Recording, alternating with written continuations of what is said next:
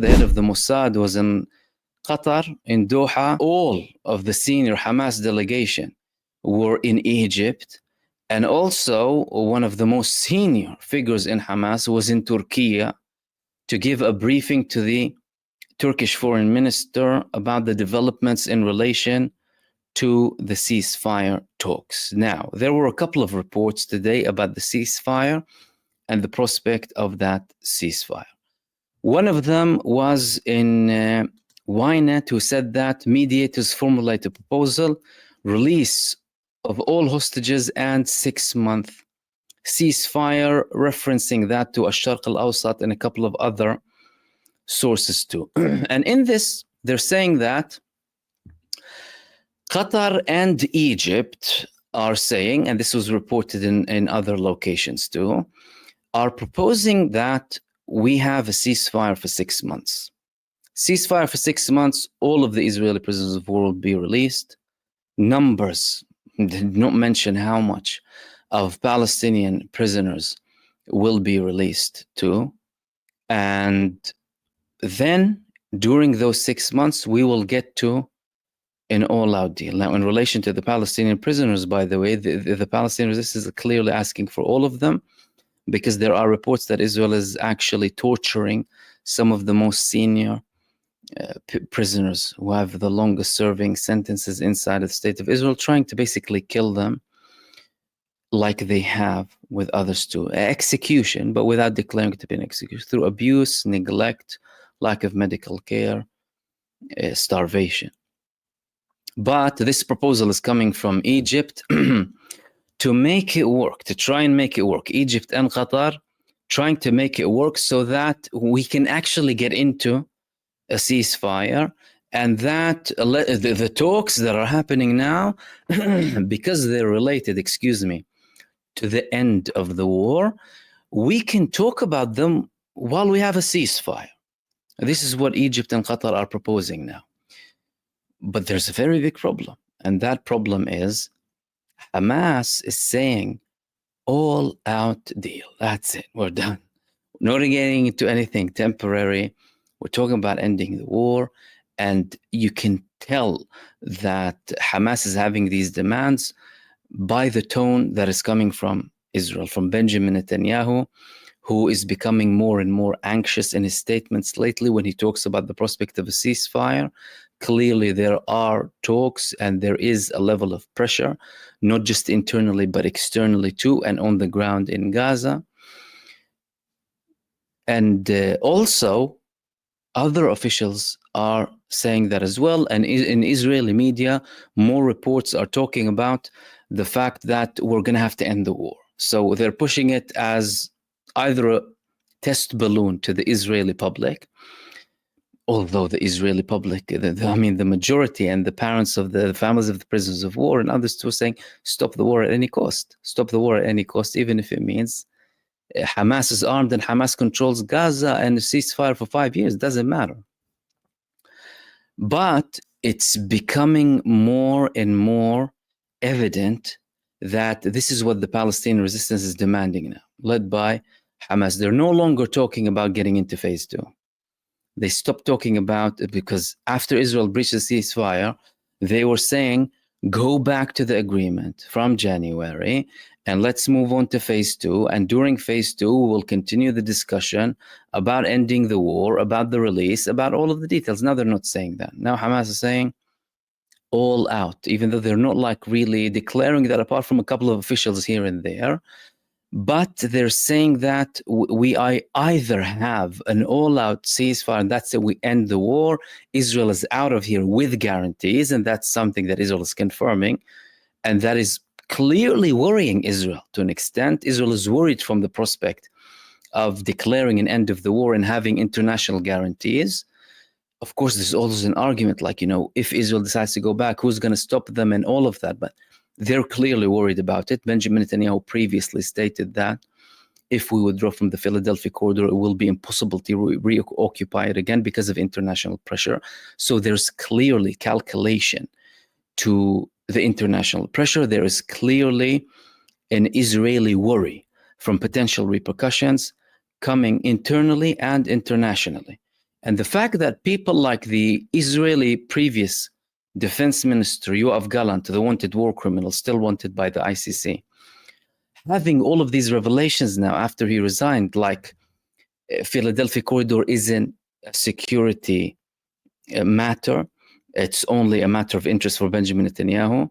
We don't really have to stay there to protect Israel or do anything to do with the supply, the reported supply for Hamas. These things are not helping Benjamin Netanyahu. The fact that the previous defense minister who worked with him, who participated in the genocide for so long, is saying that there is no security need for the Philadelphia corridor. All of that doesn't help Benjamin Netanyahu, but he's of course still deciding to move on with that. Now, following the arrival of the head of the Mossad back to Israel from Qatar, there were a couple of reports. Now, what we need to understand is that these reports are not quoting the head of the Mossad. And they are not quoting people who participated in those discussions. But there was this report here in the Jerusalem Post saying that, and quoting an official, not declaring who that official is, no current prospect of reaching a hostage deal, Israeli official tells Post. If the positions of Israel and Hamas remain as they are now, then the gaps are unbridgeable for reaching an agreement. So from his perspective, this official is saying either Israel gives in or Hamas gives in. Clearly, Hamas is telling them that's it. Follow the Israel is saying, no, Gaza needs to, Hamas can't be there on a military level, on a civil level, and Gaza needs to be disarmed. Note, Gaza needs to be disarmed. That's something that was added recently by Benjamin Netanyahu. He constantly adds things to make it impossible to reach a deal. But when the head of the Mossad went to Qatar, I spoke about the significance of the head of Mossad going to Qatar and the fact that I was in Dermer. Dermer is supposed to lead the negotiating delegation. Dermer was appointed by Benjamin Netanyahu instead of the actual heads of the delegation led by the head of the Shin Bet, a representative from the army, and the head of the Mossad alongside the relevant team that they had. Because Ron Dermer plays by Netanyahu's book completely. There to ensure the timeline of Benjamin Netanyahu, there to delay. And he was criticized by the families of the prisoners of war who, after they met him, made a public statement and said that we felt completely defeated and hopeless after we met that man. He came with vague statements, no action plan, and rough figures that, we might release a few now and the rest will be released in maybe 3 or 6 months. They criticized him very heavily in the Israeli media. And that criticism, although the families of the prisoners of war in Israel, they criticized the delegations previously, it wasn't to that level. It wasn't to at the same intensity that they criticized Ron Dermer in. So they were saying, look, you have responsibility now. In last year, the families of Israeli prisoners of war used to say, the delegation is agreeing. Netanyahu, why don't you agree? Because there were leaks from the delegation confirming that they agreed to multiple ceasefires before, and that Benjamin Netanyahu wasn't giving them the mandate to close a deal, and he wasn't agreeing to get into a ceasefire. As a matter of fact, he would give them hopeful signs, and later on, give them more demands to add. They said he'll give us instructions in the morning, change them in the evening, or all of a sudden in the last minute or in the 19th minute, he will give us more conditions to add that make it impossible for us. And when these negotiations were beginning, after the temporary ceasefire was broken in signature by the previous Israeli defense minister, Yoav Gallant, since that time, members of the delegation were saying, if we continue down this path, we could be negotiating for a year or two. And that's what happened. They are negotiating for a year and for 2 years, all for the sake of one person. It doesn't matter who he's tied with. He is the prime minister of the state of Israel, the ultimate decision maker in the state of Israel. So the fact that Netanyahu sent the head of the Mossad rather than Dermer shows that there is willingness and that there is desperation. Yes, that desperation could be linked to a temporary ceasefire that Israel is hoping to achieve somehow, but clearly they are desperate. The head of the Mossad wouldn't have gone if Israel isn't desperate. That's why he was there. Now, with this report, the fact that there is no current prospect of reaching a deal, again, this is unofficial. This is unofficial. This is not the head of the Mossad. This is not someone who we have a confirmation that participated in the negotiations. Therefore, the option is still there. The sentiment is changing from Donald Trump. Yesterday, he was saying we need to be good to Gaza, we need to be kind to Gaza. But Netanyahu is still continuing. At the end of the day, the US administration, they will have a limit. And that's something that I constantly repeat. It's not like it's going to be, it has to end. It has to end. But of course, they want to portray this as a never-ending war so that they can extract more from the other side. But that other side has already lost over 50,000 martyrs and 200,000 casualties altogether, martyred and wounded. Everything is destroyed. From their perspective, there is no point of surrendering now when Israel is at its weakest.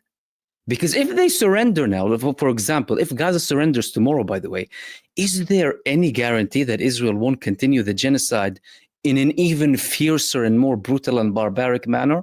Of course not. There is no guarantee whatsoever. In the West Bank, with their peace partners and negotiating partners, they have been doing all of this for the past 3 decades. During peace processes, expanding settlements, more squatters stealing more land, more administrative detention, more apartheid, more killing, more execution, more of Israel. And that's with a side not actively using armed resistance as a path. The Palestinian president of the West Bank Authority, I mean, he needs to be titled the president of himself, really. I'm not sure who he represents. But he constantly declared that we abandoned the path of any armed resistance. And as a matter of fact, he fights anyone who fights Israel. Did that work? Are they living in absolute freedom? And is the West Bank a sovereign entity? Are people making their own decisions to do with their life? Basic decisions like moving from A to B, by the way, freedom of movement. Before we talk about anything else, do they have these decisions? No, they don't. So what makes anyone think, because there are some sentiments today, well, oh, look at the suffering. Of course there's suffering. There's a genocide going on. But guess what? Even if the Palestinian side surrendered tomorrow, Netanyahu will just make it easier for him. And he'll continue and brutalize more and more people and control everything, occupy, annex Gaza, like they're kind of de facto almost annexing the West Bank, and do whatever they want to do inside of the Gaza Strip. And these things are very important because unfortunately there is a sentiment out there that, oh, look, and that's it, and the suffering and this and that. And plus, we need to get back to the people of Gaza. Every single day people go out and video who lost everything. They have nothing. No, we're not giving, we're staying here. We're not leaving anywhere. Women, men, children, adults, everything. Of course, people are tired and people are suffering, and there's a brutal, barbaric genocide, of course. But we need to contextualize everything.